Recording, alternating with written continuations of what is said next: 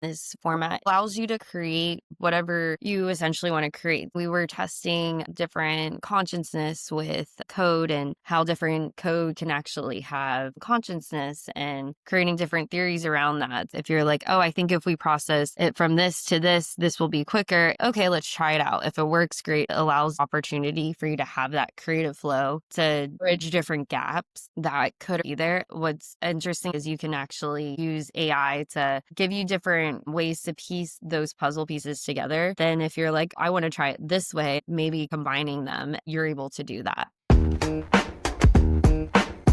Welcome to the CTRL ALT GAB podcast, where we sit down with tech founders to break down how they scale, pivot, and grow. I'm your host, Gabrielle Walthers. Let's dive in. Hello, everybody, and welcome back to another episode of the CTRL ALT GAB podcast. Today, we are joined by Taylor Swanson, who is a managing partner at Nebula Capital, and we are very excited to have her on today to chat about all things development, growth, gather her insights, learn about her experience, and all that good stuff. So thank you so much, Taylor, for joining us today. We're so happy to have you. Thanks for having me. I know we chatted a little bit about this prior to recording, but walk us through your leadership role at Nebula Capital and how these projects, specifically in relation to market ads, how you interact with them, your role in both of these projects under Nebula Capital, and also what led you into this space, what led you to this industry. Walk us through your early days with this organization. So I originally started working in voice data, and we were creating different graphs in smart cities connecting to voice data and advertising. And then I met one of my co-founders who also has worked in data and voice data. And we started this project about 3 years ago, and we noticed a lot of different synergies whenever it comes to personal life, in the sense of we both had a hobby for music, and other synergies. We thought very differently how we processed information. So it ended up being a really cool, unique fit. And we started creating different ways that we process data, and it led to different inventions in that space. That's kind of the early days. And then we originally started as a DSP, which is an advertising platform where you can go and purchase advertising. And we had a DMP attached to that. And on our DMP, we have a consumer database and a B2B database. And we have been expanding products on the agentic side, creating different tools to help other businesses along that. And it's just been more of a journey. And a lot of the foundational IP can be used across different sectors. And so you found a partner that, you got along with on a personal level, and that kind of led into the work you guys were able to do on the kind of development and invention. I love the word invention. I feel like people don't use it as much anymore, but I think it's an honest way to depict how these new products are popping up all over the place. The voice element is very interesting too. We had a guest on the podcast a couple weeks ago who was really into the voice agentic AI space, and she brought up a very cool point about how voice AI specifically, a lot of people have mixed opinions about in the general public from a consumer standpoint. And she brought up something that really switched my thinking about voice agents and stuff like that. And she brought up the accessibility element and how it can really make a lot of like call centers and those types of things more accessible. I'm curious your perspective on the utility of voice agents and how you folks are trying to use those in new and different ways. Yeah. So on the voice agentic side, we have a dialogue agent, and you can tie it back to using it for omni-channel retargeting. So if you're using various marketing strategies, whether it's voice, SMS, email, you can tie it all back to that. But I also think it can help automate different processes that you might not even use for a call. You could also use it if you're ordering food for a drive-through. You can use it if you're just want to be hands-free. So whenever you go to ask Siri or Hey Alexa, that's all voice data. So it's integrated in various parts of our life and on different realms. It could help with doctor's visits. It could help with pre-screening different things, because you can notice different things in your dialogue and your text that you might not know. It can also help translate different languages in a different dialects within that language. So if someone's speaking Mandarin, there's so many different forms of Mandarin, you can help depict what they're actually saying in the regions that they're from. That really bridges a lot of gaps. And I think it's interesting because when people conceptualize where AI is going, I think a lot of it is on the innovation side in the sense of just creating efficiencies. I think that's where a lot of the fear of replacing people, that piece comes in as well. But there's huge opportunity to think about it in relation to the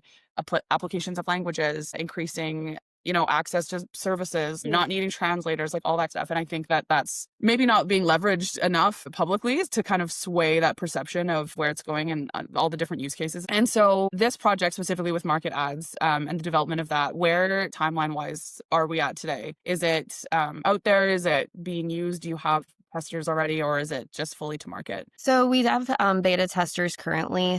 We have about 2,000 agents that can work simultaneously all together on one single project.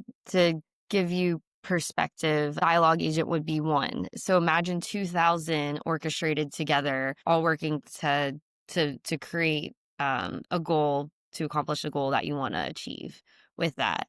So that's where we are at. And we are currently going through like a rebranding phase. So Sweet. That's very it's exciting. exciting. Yeah. Yeah, rebrand is a big undertaking. What was the motivator behind this rebrand, and what is the intended outcome once that's all completed? So the rebranding is for a go-to-market strategy and to help translate to more people what actually the product is. Because if you just send out a bunch of research papers, it's very hard to translate to what this is. And so the whole motivation behind that is to inform people on what the product is and more of a storytelling instead of a, hey, read this research paper. Was there a challenge before this rebrand, or rather a challenge that motivated this rebrand in relation to how folks were engaging with your content and your website? And is this goal to be a bit more educational and informative to help people understand more effectively the purpose and how this could help them? Because I think with AI, a lot of folks, there's a big onus on education. I've found, at least, because there's a lot of people that don't know the profound applicability of these tools. And also there's just a lot of showing people the true applicability of these tools as well, as opposed to just leaning on public perception to take you where you need to go. And so has this been a goal of yours to make the brand a little bit more educational, a little bit more accessible information wise to consumers? Yeah, it is. Because I think Yeah.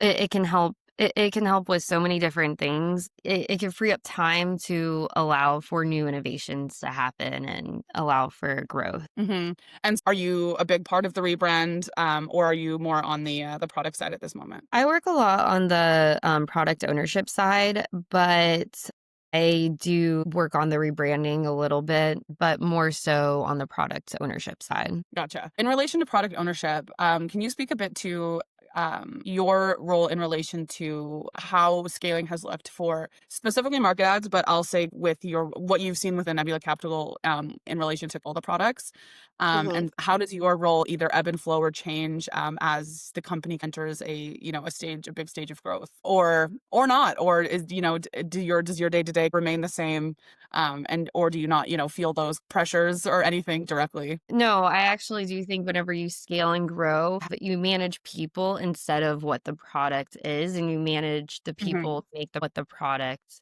that you want it to create to allow you to have more time. And I would say one of the hardest challenge, like with scaling, it becomes, okay, do you want to be an inch deep and a mile wide, or do you want to be a mile deep and an inch wide? Do you want to just go full into a sector, or do you want to have different people that can go a mile deep into each sector so that way you can cover multiple different verticals? I think it allows you to cover various verticals and just creating what that scope would look like per that vertical. Yeah, it's a good visual, I think, as well. Getting people really focused in on their area of expertise to dig down as far as they can, and then multiplying that as far as you need, instead of getting everyone to do a little bit off the top, and then you have the world's shallowest pool of all time. It's no fun for anyone. Yeah, I think it's more so just learning how to work with those people and those expertise. For example, if you're working with engineers, then it would be like making sure that their scope of work is clearly defined, so it's this is what needs to get done. And so I'm curious to hear what unique opportunities. We'll start with the positive. Working within an organization like Nebula Capital, being a part of these development projects, what works really well within that framework? Is there anything that you've seen that is divergent from others that would be working in similar AI development? Maybe Nebula gives you access to a bigger team or different resources or a different org structure that works really well. We haven't had a guest that works in the same type of organization that you do in relation to engaging with development and go to market and beta testing for these types of products. Walk us through the opportunities that come with this type of infrastructure, and is there any advantages with regards to being able to successfully scale and grow that come with just engaging with technical development in this format? I would say some of the different opportunities in this format is that it allows you to create whatever you essentially want to create. So we were testing different consciousness with code and how different code can actually have consciousness and creating different theories around that. So it allows you to, let's just say if we're working with a tool for M&A to help mergers and acquisitions go smoothly. If you're like, oh, I think if we process it from this to this will be quicker. It's okay, let's try it out. If it works, great. If it doesn't. And so it allows different opportunity for you to have that creative flow to Mhm. bridge different gaps that could or couldn't be there. And what's interesting is you can actually use AI to give you different ways to piece those puzzle pieces together. But then if you're like, oh, I want to try it this way and maybe kind of combining them, you're able to do that. So I would say that's what I think is really interesting about like the different opportunities because it allows you to be creative and think of different ways how to Mhm. process different things. So it almost allows you to take those risks to just follow your curiosity and see and just try something out and see if it works. I'm gonna take you through a theoretical theoretical journey. And so if you came to your team and you're like, I see this applicability, I'm really curious about what creating this would look like, how this would impact this specific, industry or this specific process, and you bring it to your team, everyone starts working on it, and then, we find out maybe it doesn't have legs. What does kind of that venture look like? And how, like, would you go through many different phases before you really go, okay, I want to pivot. Maybe this isn't the solution or the tool that I thought it was going to be. Or does that even happen? It's like all mitigated risks, right? I would say I think that it does happen. No matter what, you're gonna pivot to some degree to some level. And whenever you do create something, I think that's the only way to actually grow. And with everything changing so much, you do have to constantly pivot um, to adapt to new innovations. But I would say more so um, that it would just be like, what's the opportunity size? Like, what's the opportunity that you're trying to cap? Do you have customers that are needing this right now? A lot of the times we start the projects because someone will come to us saying, hey, are you able to create this? Are you able to do this? Or we find something that we're even struggling with. So I moved recently and I was trying to find a place to live, and we didn't know what the real market value was of certain places. So we created a real estate tool, just more it wasn't necessarily for fun, but then we started realizing, oh, this is actually a market need that could be good to go to market with. So a lot of it is either to simplify personal life, which is sometimes there's no value behind that because it's time and it helps with time. Mhm. Or if it's for a customer or potential customer, there's usually a product fit because someone came to us with a need for Yeah. it. They've already said, this is the issue. I'm telling you, it exists. Yeah. And so how many of the projects that you take on are brought to you in that way by someone coming up, like a customer coming up saying, hey, I have this problem. I haven't found a solution in the market yet. Can you build something for me? Like how much is custom?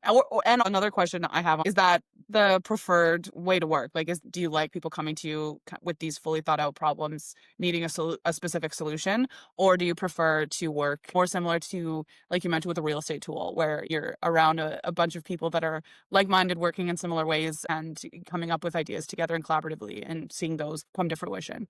I would say it's more of a 3 answer thing. Yeah, So for sure. actually, most of the stuff that we really work on is we have a streamlined set of products, but you can use those products in those different verticals. Sometimes using those products in those verticals, you have to tweak different customizations on it. For example, a dialogue agent you could use for both at a fast food restaurant by going through the drive-through and also on a phone script by conversating back and forth. You would just have to train your model for each differently with different input and different training data for each thing, but it would be the same underlying dialogue agent that can be used for both, if Mhm. that makes sense. So most of the time our products they're used the same across each vertical. So we don't really do too much of the custom stuff, but depending on what the project is and if it's very unique, then we will. Definitely. Based on what you were able to explain, it sounds like often when folks come to you, they're initially trying to request something custom. You can say, well, we have this huge inventory of tools that can also serve the challenges that you're experiencing. I'm curious too, with having an inventory of a lot of tools and a lot of completed projects. And it sounds like you have a pretty healthy sized team as well. I think there's a lot of opportunity that comes with that. But I also know that there's, more challenges when we talk about growing and scaling. And is there anything specific to those two pieces, having a larger team, having different projects, probably ongoing simultaneously, and requiring upkeep and maintenance? Is there any unique challenges that present themselves kind of with those two pieces of infrastructure that you have set up? Yeah, what I would say one of the biggest challenges is you can't be developing and creating new products and doing sales at the same time. It's very hard to make those two coexist. And I would notice that it's probably the biggest challenge that I've seen and faced, and even Hmm. across the organization. And instead of just, you can create the teams that can do the sales and create the teams that can do the development. But if you're physically have to do both, it's very hard to coexist. Hmm. And do you find yourself having to physically do both? Like if there time comes when both of those pieces align and both are on your plate in the same week or the same day, do you find yourself in that position often? I have, yes. And so what have you done to mitigate that issue and get through those moments? Is it just a matter of the priority of the day? Do you have to intentionally split your time? What does that, and it could be a personal level with how you like to work. How have you mitigated when those two things rear their heads at the same time? Time blocking, and then also creating, whenever you have a challenge, you write down, okay, this bothered me this week. Okay, is there a way to automate that process?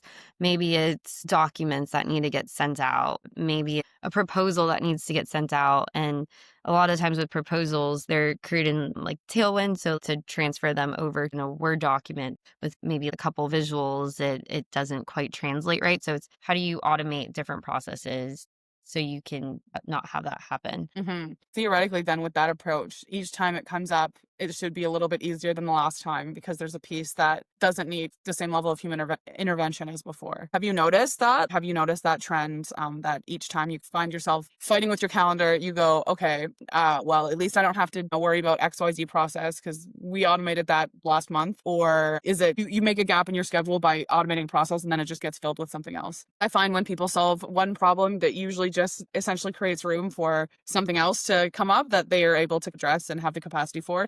Are you noticing a trend towards those issues just not boiling up as often, or have you found that there's something else, another growing pain that comes in and takes their place? I would say more so that it frees up your time, but then there's also another growing pain that I think it's both answers are correct, right?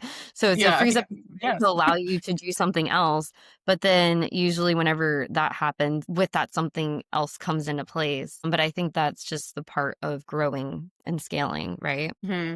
Hmm. Based on what you've learned through all the work that you've done within this organization, what is your biggest takeaway that you think would be helpful for other technical founders that you've learned that either shook up a preconceived notion or something brand new that you were like, you know what, I don't think a lot of technical founders know this, and it would be very helpful? I would say one of the hardest things would be what is creating your go-to-market strategy and who is going to be your actual product fit. I think having strategics along the way is what has helped us. And I think that aligning with various strategics could help a lot of different technical founders. Do you find that a lot of technical founders bite off a bit more they can chew when they start off, having a bit too wide of an ICP, a bit too broad of an understanding of their initial use case? Are you advocating for a bit more niching down in all of those areas right out the gate to mitigate some of those challenges? Yeah, I think it helps.